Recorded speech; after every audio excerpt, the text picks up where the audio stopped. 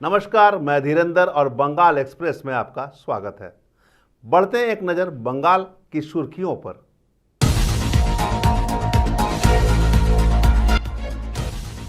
पश्चिम बंगाल के पूर्व प्रधान में 2 अलग अलग मामलों में 3 लोगों को गिरफ्तार किया गया है। बंदूक और चोरी की सामान भी बरामदगी हुई है।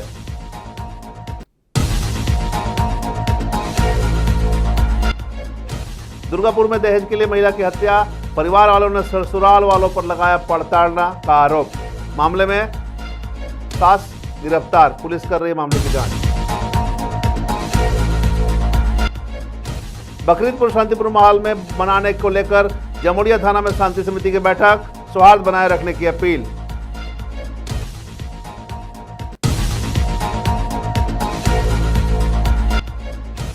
पूर्व बर्धमान के गुस्कारा में जमाई षष्ठी पर किराए का दामाद निकला मछली दही लेकर।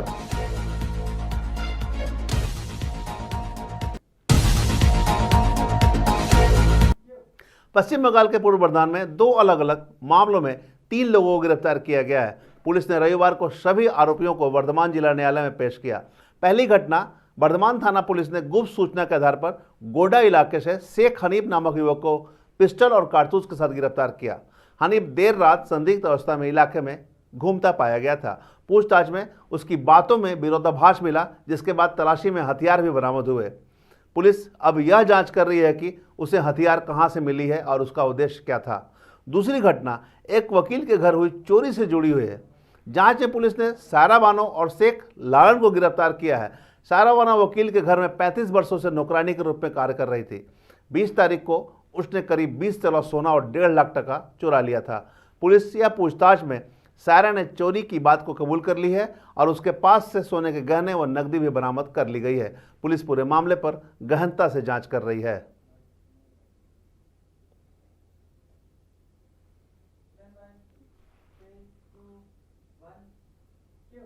दुर्गापुर के गोपालमठ इलाके में दहेज की मांग को लेकर एक महिला की हत्या का मामला सामने आया है। मृतका की पहचान 24 वर्षीय मेघा दास के रूप में हुई है। परिवार का आरोप है कि मेघा को उसके ससुराल वाले लगातार प्रताड़ित कर रहे थे। शादी के कुछ समय बाद ही दहेज को लेकर उत्पीड़न शुरू हो गया था। मृतका की मां ने बताया कि कई बार बेटी को घर बुलाया गया, लेकिन हर बार ससुराल वाले माफी मांगकर उसे वापस ले जाते थे। इस बार बेटी की जान चली गई। परिजनों का दावा है कि शादी के समय और उसके बाद करीब 2 लाख रुपए नगद, सोने के गहने और फर्नीचर दिए गए थे, फिर भी उत्पीड़न बंद नहीं हुआ। पुलिस ने पति और सास को गिरफ्तार कर लिया है। मेघा के शव को पोस्टमार्टम के लिए आसनसोल जिला अस्पताल भेज दिया गया है। 6 বছর আগে বিয়ে হয় গোপালমাঠে বিধানচন্দ্র দাসের সঙ্গে। তার মা অঞ্জলি দাস, বোন থাকতো বাইরে, দিয়ে ওই বোন নিয়ে চলে এলো। বোন, মা, বাবা বাদে আর ওই জামাই বিধান দাস 3 জন মিলে টর্চার করতো মাঝে মাঝে। দিয়ে একবার প্রচণ্ড মারলো। আমরা নিয়ে চলে এলাম বাড়িতে নিয়ে আসার পরে ও এসে অন্যায় স্বীকার করে কেঁদে মেঁদে আমাদের কাছ থেকে মেয়েটাকে নিয়ে গেল। কালকে কি হয়েছিল ঘটনা? কালকে আমাদেরকে জানাই নাই, বলছে গলায় দড়ি নিয়েছে। কিন্তু আমাদের আনুমানিক ধারণা ওরা নিজেরা মা বেটা প্ল্যান করে জোর করে শ্বাসরোধ করে মেরে দিয়ে তারপরে ওরা এই হসপিটালে নিয়ে এসে খবর দিয়েছে। জামাই কি করে? জানালো না কেন? জামাই একটা পাবলিক স্কুলে পড়ায়। বিধান দাস নাকি গোপাল মাঠের বিরাট জনপ্রিয়র মুখো সেটা। ও মানুষ নয়, ওর চরম সাজা চাচ্ছে। আমরা আমার মেয়েকে কেড়ে নিল, ফুটফুটে মেয়েটাকে। পুলিশে অভিযোগ জানিয়েছে? পুলিশে অভিযোগ জানিয়েছি। পুলিশ কজনকে আটক করেছে? 2 জনকে আটক করেছে। এই থানা এইখান থেকেই, এই হসপিটালে ছিল। আমরা ওকে দেখেই ওরা ভাবলো যে এরা অ্যাটাক করবে, তখন পুলিশ বুঝতে পেরে ওদেরকে গার্ড করে। কাকে আটক করেছে? ওই মাকে আর ওই বিধান দাসকে, ওর বেটাকে। কি চাইছেন? আমরা চাইছি ওর তো মা বেটার সবার ফাঁসি হোক, এবারে সম্পূর্ণ ওর ফাঁসি চাই। আপনার নাম? ফাঁসি চাইছি আমার ফুলের মতো মেয়েটাকে আমরা কেড়ে। বিয়ে হয়েছিল 6 বছর হলো। বিয়ের পর থেকে মোটামুটি ঠিকই ছিল। বাচ্চা আসার পর থেকে এমনিতে শাশুড়ি সবসময় টর্চার করতো। আমি বলতো স্বামী ভালো তো, টর্চার করছে করুক, সহ্য করে নিবি।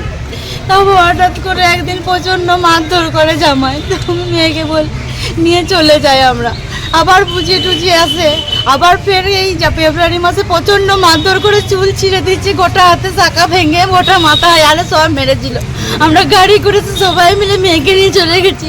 ছাড়াছাড়ি করে দেবো বলছিলাম, তখন যে আবার অন্যায় স্বীকার করছে, হাত পা ধরছে যে এই ভুল আর হবে না, আমি দায়িত্ব করে নিয়ে যাচ্ছি মেয়েকে, আপনার মেয়ের দায়িত্ব আমার, এত কথা বলে নিয়ে এলো।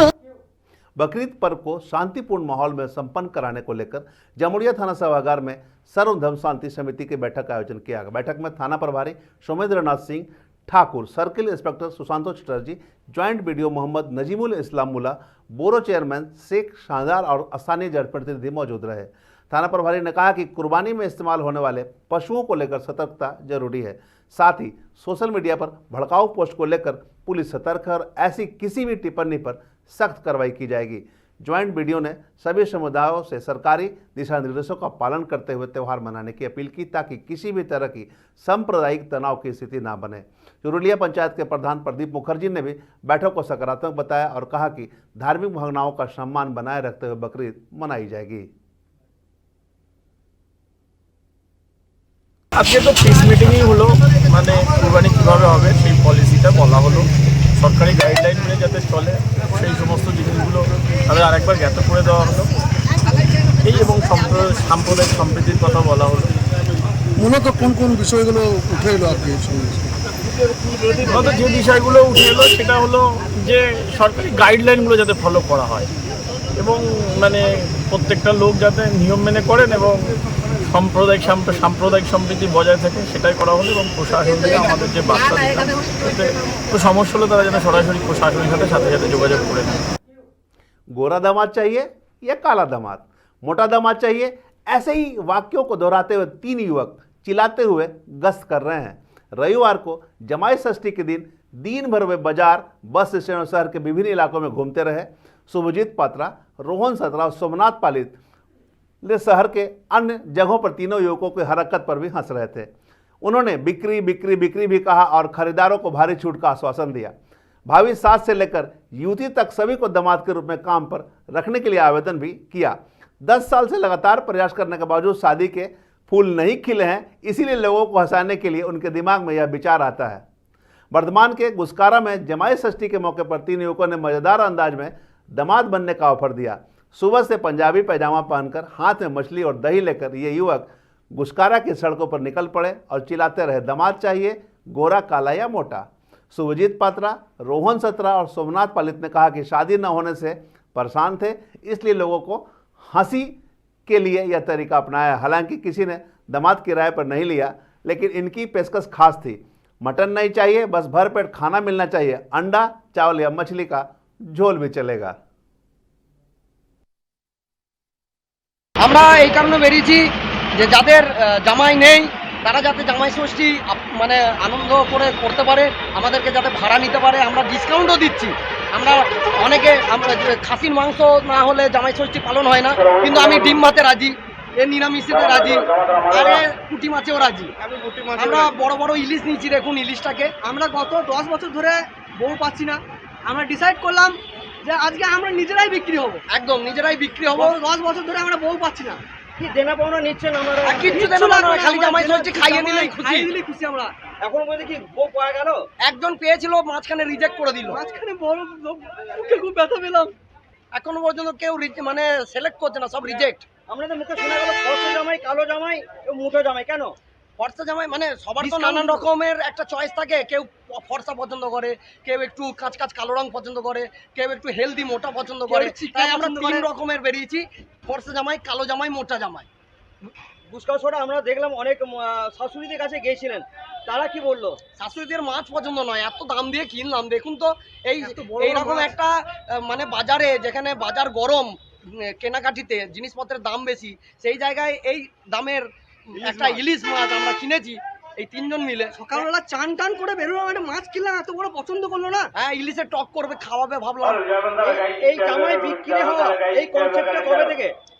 কালকেই এসেছে, কালকেই হঠাৎ করেই এলো যে এবছর জামাই ষষ্ঠী খেয়েই দেখাবো, কিন্তু বিয়ে করেই দেখাবো।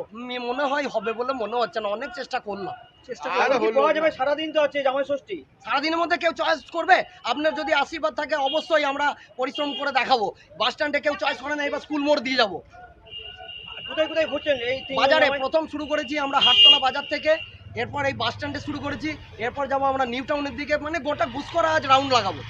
কেউ না কেউ তো अब 27 मई को दुर्गापुर के कोक ओवन थाना के भगतपल्ली में जीशु कुमार और राजेश की हत्या कर दी गई थी। इस घटना में पिंटू बावरी नामक युवक को गिरफ्तार किया गया था।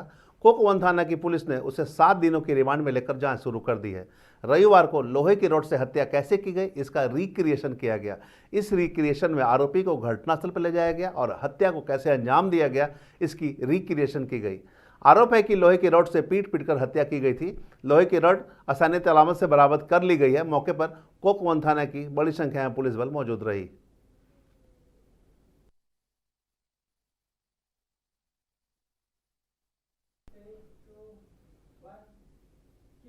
पूर्व बर्धमान के कालना थाना क्षेत्र के मधुबनी इलाके में एक युवक का फंदे से लटका 100 मिलने से इलाके में सनसनी फैल गई। परिजनों का आरोप है कि उनके बेटे की मौत आत्महत्या के लिए उकसाने के कारण हुई है।